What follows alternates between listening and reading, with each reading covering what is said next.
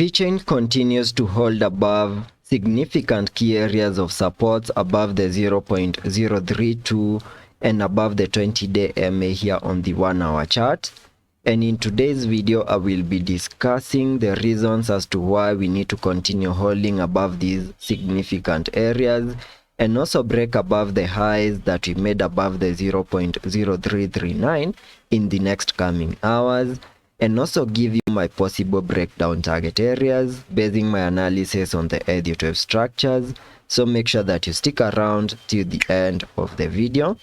And starting the video by first giving you a quick recap of what has been happening since the 5th of July when we saw this massive breakdown move. Then we started a very nice bounce to the upside where we first peaked in a 5-wave structure, completing the formation of this larger Elliot wave count 1.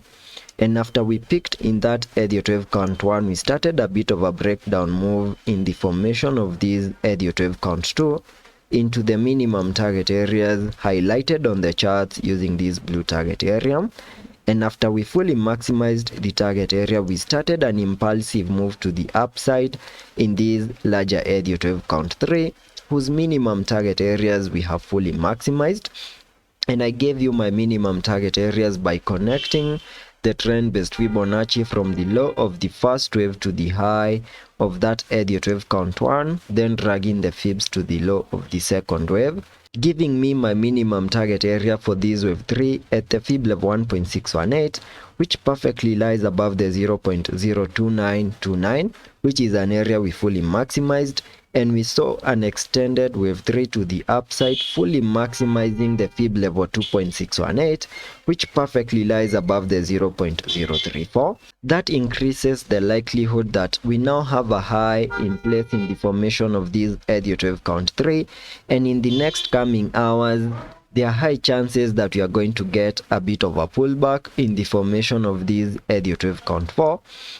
Before we can finally continue seeing even higher prices in this Elliot wave count 5. And to give you the minimum target areas for that Elliot wave count 4, I will be using the Fibonacci's, connecting the Fibonacci's from the low of the second wave to the high that we have in place in that Elliot wave count 3,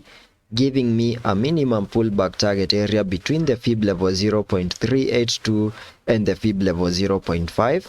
And that perfectly lies between the 0.02927 and the 0.02782, which is the area over here. So in case we lose the 20-day MA and also support at the 0.032 and we see a bit of a pullback in the next coming hours, this is the area to watch out for, which should also continue acting as support. Find a low in place in this target area before we can see another bounce to the upside in that Elliot wave count 5 in a move that can easily get us back above the 0.037 in the next coming days. So that is the price action that I'm expecting, and this can only get invalidated in case we continue seeing higher prices and manage to break above the significant high that we made above the 0.03396. In case we see a bounce breaking above that significant high, then there are chances that we are going to see one more new high